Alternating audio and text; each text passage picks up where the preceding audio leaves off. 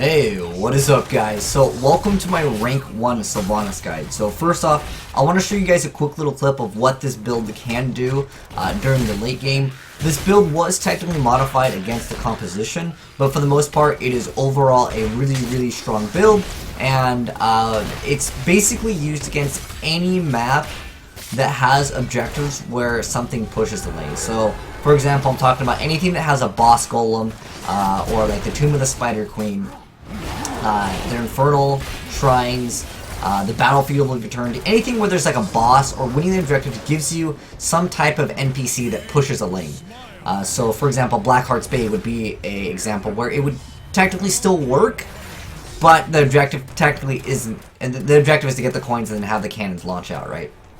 But this build is specifically for those types of compositions. But anyways, this is just going to be a quick little gameplay showing you guys that we literally lost every single Immortal or Punisher till the very end. We won one. And I know in some games, you know, literally with how HOTS works, sometimes if you win one objective, you win the game. It could be the dragon or something like that. But they literally still had two keeps up. A lot of times what happens in HOTS is if one team gets super far ahead, right? What's going to happen is, like, at this point we're tied up in kills, but they've got the objective every single time because of the build that Gazlo used. Now, what will happen is you'll get one keep, and then you'll get maybe the second keep, but you won't be able to end the game. Now, with Sylv, because the objective will take literally no damage, by the time I had the first keep down, we had taken no damage on our Punisher.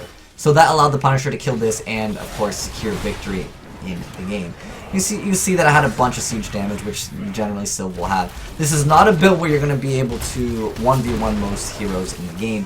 What it does is it allows you to push, as well as try to respond to someone that tries to gank you, specifically against a Zeratul. Obviously, their composition had a Zeratul, so and also Falstad could technically come in and blow you, and that can cause a lot of problems too. So that's just a quick little clip, and I wanted to show you guys the build. So let me go ahead and jump right into the build, and then I'll show you guys other examples and kind of talk a little bit more about the build. If you guys just want the build, I'll link it also down below in the description box. So there are a lot of different ways to build Sylv, but for the most part, this is the way I like to build her now. So I like Paralysis, Lost Soul, Possession, Mind Control, Spell Shield against certain comps. Other comps you can run Wind Runner,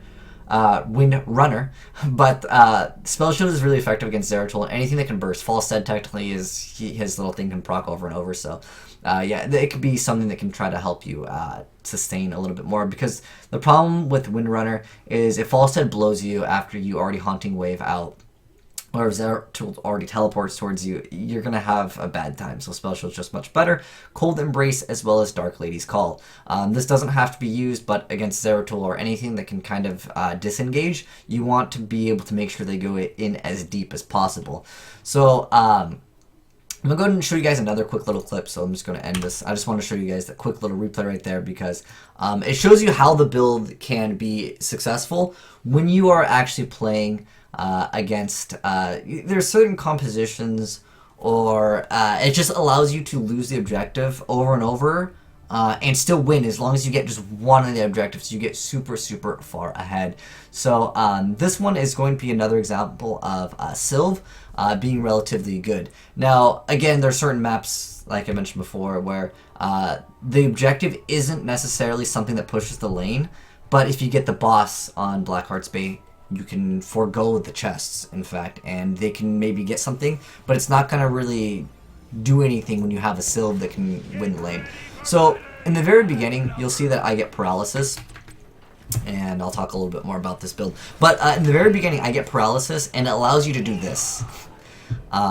Even with a comp that's full melee, you can see that the Zagar is already setting up. We have a Dahaka, we have our Butcher go in and slow down.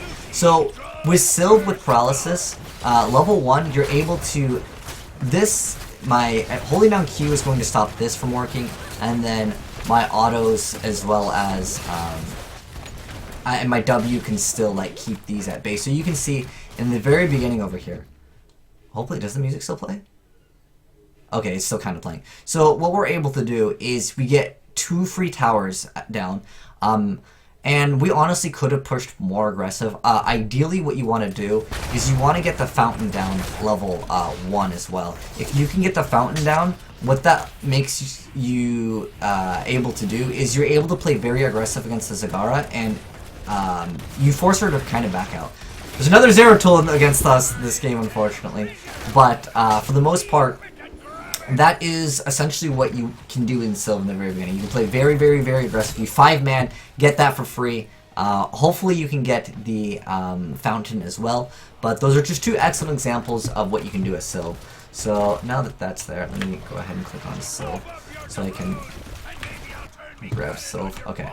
So let me pause right here so I can sit here and talk a little bit about positioning and like haunting wave and all that other good stuff. So how the build works is, as Sylv, you can destroy Zagara specifically with paralysis. The reason why is because you can disable all of the minions, so your minions will be constantly attacking. And at level 4, I get the reduced Shadow Dagger cooldown on heroes. What this allows you to do is, if someone responds, you're able to, if you have someone that can respond in addition to yourself. So let's say that you have a Falset, a Brightwing, anything that can like respond immediately, a Dahaka, which in this case we had one. So what this allows you to do is, if someone responds to you, you're able to keep this up as long as possible, and not only does it deal damage and you're reducing its cooldown, but most importantly, you're disabling the minions, and the minions in this game, you can use them to body block, you can use them to deal extra damage, you can use them to shove.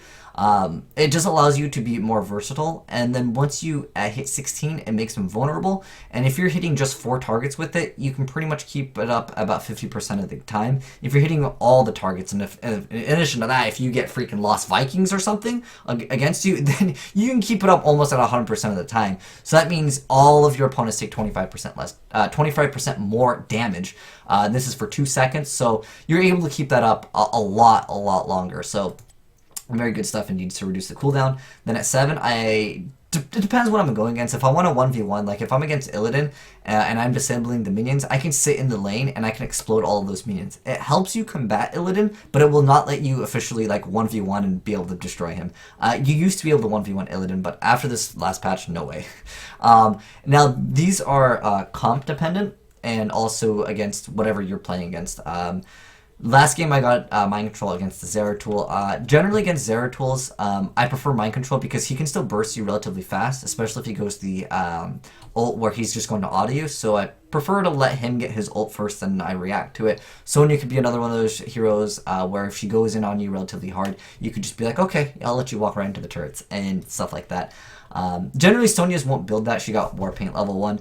But what you can do is, actually, we can just play the video. Generally, what you want to do is decide against what composition you're going against and make your decision on that. At 13, depends what I'm going against. I usually get Windrunner, but against certain things that can be bursty, I will definitely go for Spell Shield. So, Haunting Wave can actually clear the creep, but you can see that there's a Hydra on me, and then Sonya actually shows up over here. She does get the stun on me, but it's not going to be enough.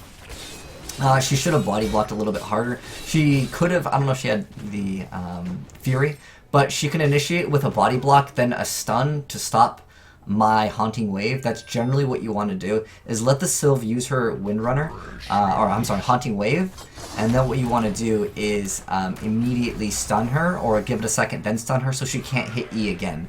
That's what you want to do against Sylvanas. Also, like if I was to angle this, yeah, you can clear creep. That's the only thing that you have to clear creep, so keep that in mind. Then at 16, there used to be was it 13 that you get Blood for Blood now, or you can even get it on her. I used to get Blood for Blood, or as it's called, Essence. I think they changed it to Essence. But at 13, I generally go for Spell Shield if it's something bursty, but I think that Windrunner can be used, indeed. I used to like Life Drain, but it's unfortunately it's in the same talent as these, and so I value those much higher if you really want to escape. Anyways, and then on 16, I prefer Vulnerable. It's just overall the best. It lets her be viable against other heroes during team fights. And then lastly, at 20, it depends what I'm going against. Anything that has a disengage, I prefer this. if I'm getting the ult that, you know, obviously, if I'm not getting Wailing Arrow. If I'm getting Wailing Arrow, I generally like this because the silence is just too good. I don't think I don't think this, maybe, I really don't think so, though. I think that overall, if you're playing Sylvanas, why are you trying to blink? What are you going to blink and then do after that? Would you be split push master if you want to split push?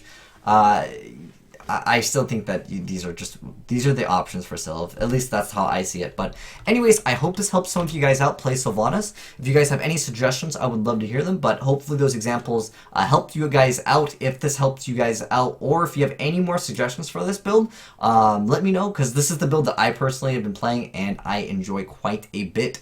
But that's my Sylvanas guide. Hope you guys enjoyed it. And if you guys want to sub for more HOTS content, feel free to go ahead and do so, and I'll be getting more builds because like everything has changed. Illidan is completely different this patch, and it is amazing. Illidan is my favorite hero in the game right now. But anyways, thanks for watching, guys, and I'm signing out.